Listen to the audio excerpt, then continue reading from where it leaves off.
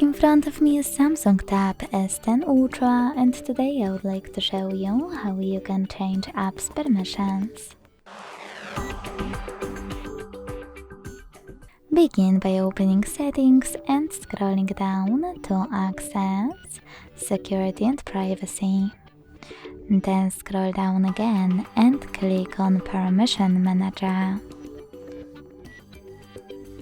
Following that, select one of your device's features you wish to manage and tap on one of your apps.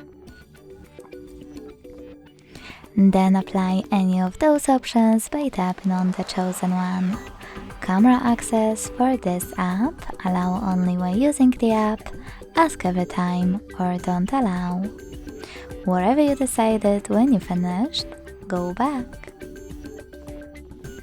If you want to, you can also select any feature and look for an app that you wish to manage instead.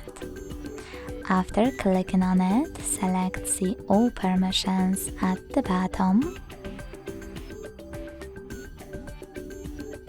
and manage all of those only for chosen app the same way. Thanks so much for watching. If you enjoyed this video, leave a like, comment and subscribe. Bye!